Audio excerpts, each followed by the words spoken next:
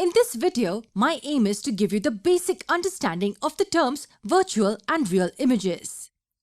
It's a slightly long video, but it'll be one of the most interesting ones too. I'm sure you'll enjoy it. What you see on your screen is a mirror.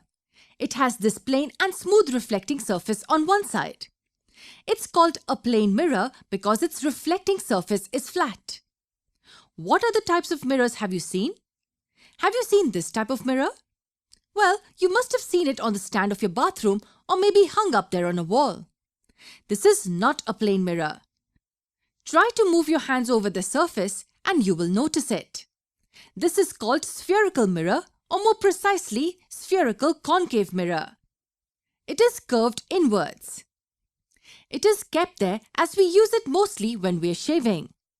Now the obvious question that must be coming to your mind is, why do we use concave mirror for shaving instead of a plane mirror? For the answer to this question, you have to wait for our future videos.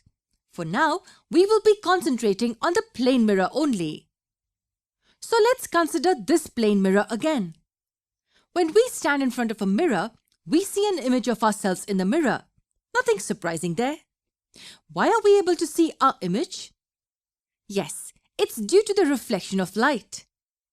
In fact, it's due to multiple reflections of light rays. How? The light rays from the source are first incident on our body. They bounce off from our body and fall on the surface of the mirror and again gets reflected from there. This reflected light then reaches our eyes and we see our image. So what does this tell us? Yes, this tells us that a light ray can get reflected multiple times. The same thing happens for every other non-luminous object as well. If you remember, my initial goal was to explain what virtual and real images are. Let me ask you a question. This image that you see here, is it a real image or a virtual one? This image is a virtual image. In order to explain what a virtual image is, let's first simplify this image. Let's represent this boy with an arrow pointing up. And here is our plane mirror. You can assume the top of the arrow to be the top of the head of a boy. Now, where is the image of the boy formed? When we see the image in the mirror, it seems to us that the image is formed somewhere behind the mirror. But there is nothing behind the mirror, right? For us, the light rays seem to come from the location present behind the mirror. For instance, consider a few light rays emerging from top of the arrow.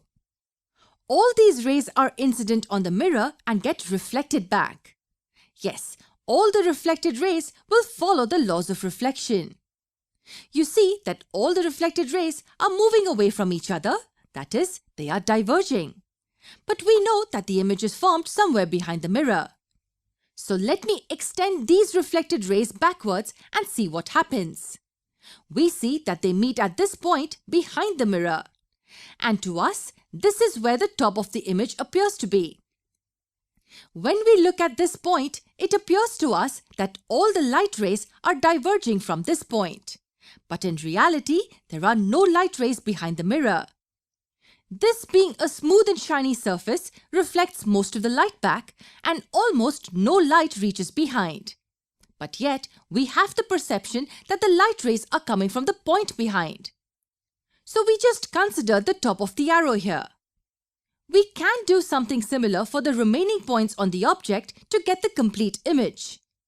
So we say that the image formed here is virtual, or in other words, not real. You can think of a virtual image as an image which appears to be formed in a position somewhere behind the mirror. But in reality, it isn't there. A virtual image is formed when the light rays diverge after reflection from the mirror. Every plane mirror forms a virtual image. This is the first characteristic of the images formed by plane mirrors. Images formed by plane mirrors are virtual and not real. So what is the real image then, and how are they formed? Let's replace this plane mirror with a spherical concave mirror. Why? It's because real images can be formed by concave mirrors. Let's consider the light rays from the same point of the object incident on the mirror. We see that after reflection, each ray is traveling in a certain direction. Note that here as well, each ray obeys the law of reflection. What difference did you notice here compared to the plane mirror reflection? In the previous case, all the reflected rays were diverging. Yes, here all the reflected rays after reflection are intersecting each other at this point, or we can say that they are converging at this point. And the image of the top of the arrow is formed at this point. And we can do something similar for the remaining points of the object too. We get this image. This is called a real image. It is the image formed when light rays converge after reflection from the surface. One important thing we need to know is that real images formed by concave mirrors are always inverted. We will learn more about this in the future videos. You see that in this case, the image is formed on the same side of the mirror as the object is. Real images are always formed on the same side as that of the object, and light rays do reach this position. When we look at the real image formed by a concave mirror, it also seems to us that the light rays are diverging. But here the rays actually are diverging from a point in front of a mirror. Whereas in the case of a plane mirror, it appears to us that the rays were diverging from the point behind the mirror. So did you understand the difference between a virtual image and a real image? When we look at a virtual image, it appears to us that the light rays are diverging from a point somewhere behind the mirror, but in reality they aren't, as no light reaches behind the mirror. It's only our perception.